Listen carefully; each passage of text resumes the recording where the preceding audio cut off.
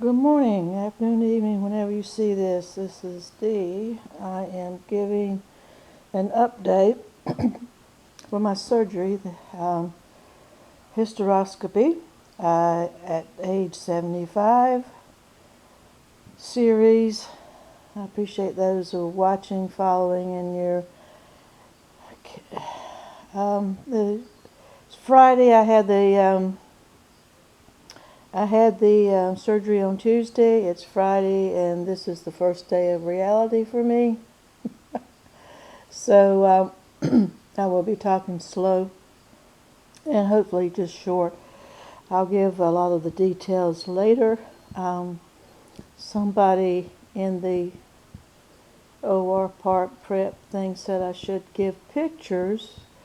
Somehow I blurted out. I was having my delirium. I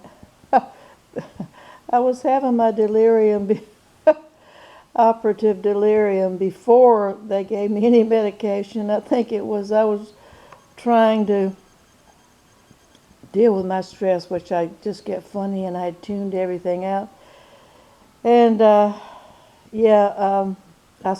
it slip to the doctor that I had a YouTube channel and I'm doing this on here, and she kind of laughed and she said, she didn't laugh at me, she's kind of like, she's like half my age. The general age group, she's young, probably millennial. And so she said, "Oh, will you come and talk to my patients about it?" I said, "It's called hysteroscopy at age 75. And she said, "Oh, will you come talk to my patients about all this?" And I said, "No." But I forgot my train of thought now. But yeah, but I think it's important to tell this, and I would have done it again. But the reason, and what I was trying to do, was make everybody lighthearted who had control of my life, because we don't like to lose control. And yeah, and I had a deal with propofol. The anesthesiologist came in, and I've always had problems waking up from anesthesia. That was my biggest concern, and yeah, it's taken like 3 days for it to wear off now, and I thought it had worn off. I don't think it's completely worn off, but yeah, he was trying to ease my concern and telling me that we're just going to give you the same thing that they have during colonoscopies and endoscopies, which I've never had either one. And he said, "We're going to use propofol." And I said, "Oh," I said, "that's the drug that killed Michael Jackson. You're not being very relaxing." And he laughed, he hung his head, and he said, "Okay, okay." That was a bad example, I guess. But I told him, I said, "Well, I know that anesthesiologists are the most important people in the operating room." And he pulled the curtain back and he said, "Could you repeat that a little bit louder for everybody else to hear?"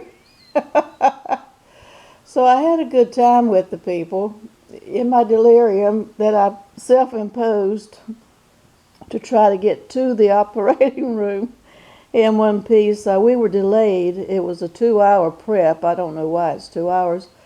But the one using the operating room before me, it took longer. It took a half an hour longer, and then it took 45 minutes to clean up. So it was like, what is that, hour and a half?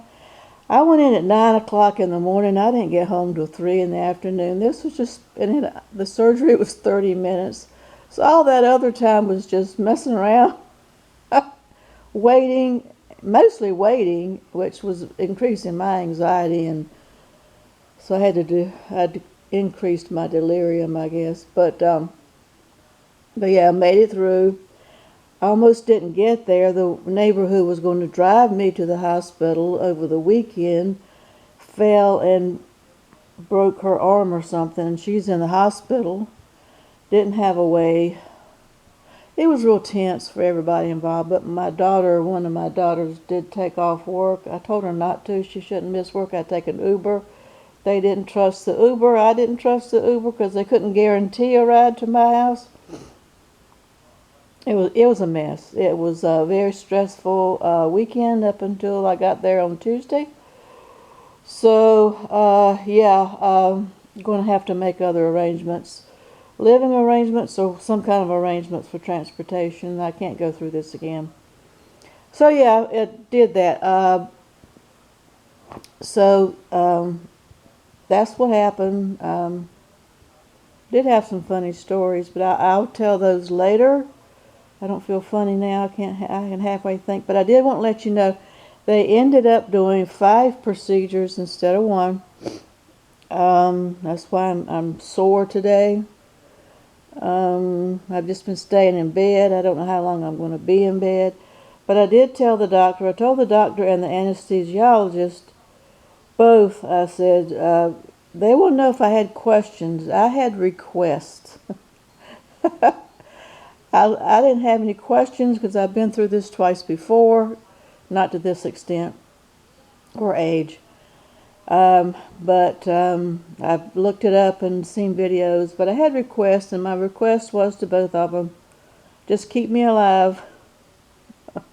Told the doctor when she took the hysteroscope, the little camera thing that goes up into my uterus and cervix and uterus, the main real risk factors have a perforation because they hit the wall and it goes through. I just told her to drive slow. I said, just drive slow. Take your time. Be kind. Don't hurt me. Keep me alive. Do whatever. But I did tell her, though, I said, I don't want to do this again. This is the 3rd time in my life. I don't want to do this again. And whatever you need to do, you have my permission now, and I'll sign a waiver or whatever. You do whatever you need to do that you can. I don't to monitor. In the past, the doctors have told me, well, we won't take this out. Well, they don't take fibroids out usually. We won't take the fibroid out. We'll just monitor it. I said, I'm tired of monitoring at my age. I just want to live my life. Go ahead and do what you need to do. What you can do, go ahead and do it. I'm a big girl. I'll take it. I'll worry about it afterwards. I recommend that for everybody to advocate for yourself. Monitoring this type of thing, which for me, if you haven't seen the past videos, is abnormal bleeding. And in my case, I'm menopausal like for 35 years. So it's the first time I've had bleeding, and it's not good, and it's uncomfortable. I would just say, for those of you who are female out there, you can maybe relate to this. I felt like I was 12 all over again, and going through puberty. It's just I didn't know how to act, what to do, didn't have anything. I don't want to live that way.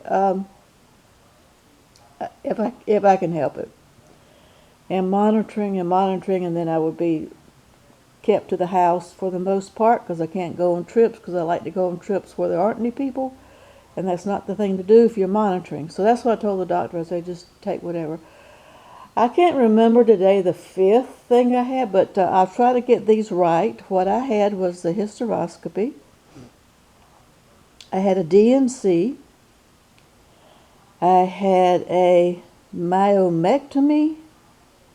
I think that's what they call it. That's when she did remove the fibroid that was there. And I think a polyectomy, whatever it is, she removed. We went in to get, she went in just to do an endometrial biopsy. That's what she went in. A 5th, I can't remember, but I saw it on my chart. I said, oh gosh. She just went in to look around with the camera, which is kind of cool. It's like I say like a colonoscopy in the uterus, and they take pictures and see what they see. I told her to go ahead and take care of everything. I did know from an ultrasound I had in the emergency room that I had a large polyp. I thought she was going to take that out, but evidently what she put on for the insurance company was hysteroscopy, which is to just go in there and look with a camera, and a little light. and do an endometrial biopsy, which is like scrape a little part of the lining to the uterus and see what's going on.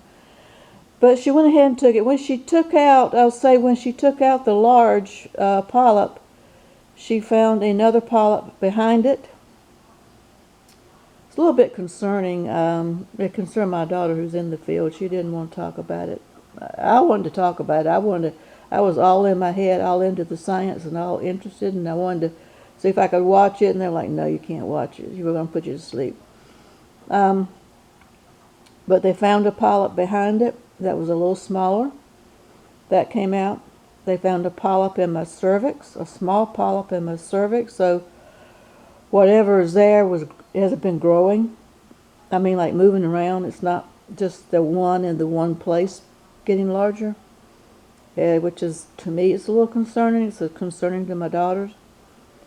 And then she did the DNC, whether she did the dilation to get all that out. But the C part was the curettage, whatever they say, whatever word it is. That's the scraping of your uterus, cleaning out. It's like my analogy is I have an avocado every morning for breakfast. I scrape out, take a spoon, scrape it out from the skin. And that's basically what it is. That's what's sore right now. And then they usually leave the fibroids, because fibroids are usually okay, but they can be kind of funky when you're my age. And so they are in the muscle. That's a little bit more involved. And so if they can get to it, she didn't have to do laparoscopic surgery to get to it. It was all done vaginally, which is with the scope that she had, the little scalpel thing that comes with it, whatever that they use. Just like for a colonoscopy, they're going to take off a polyp. This is the same type of instrument. And she was able to get it out with that. But I think that's what's sore right now and making me feel nauseous and sore, is that that's what it feels like, because that's a muscular thing that's in the muscles. So I had quite a bit going on, a lot more going on than anybody anticipated.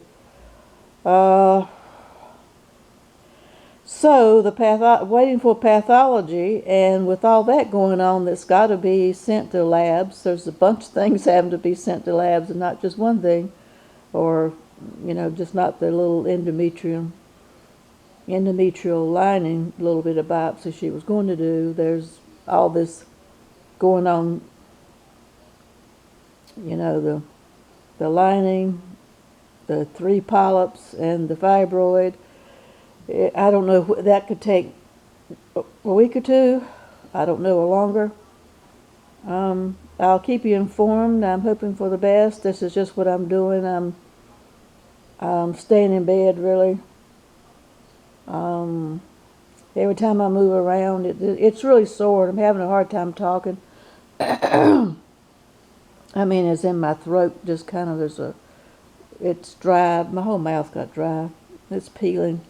I think I bit my lip the whole time, because my lip is sore. So yeah, so I'm fine as far as all that goes. I'm just waiting for the results. I'm waiting to heal. It's taking longer than I had anticipated. A lot more going on than was anticipated. It was a very long day. That shouldn't have taken that long. Yeah, I appreciate everybody following and whatnot. I will do a formalized ending to this at some point when my brain's working, when I know everything is going on, can get my thoughts together. And I'll put my face on here. You don't want to see my face today. So if you have any questions, feel free to ask them. I don't remember anything. I don't remember anything.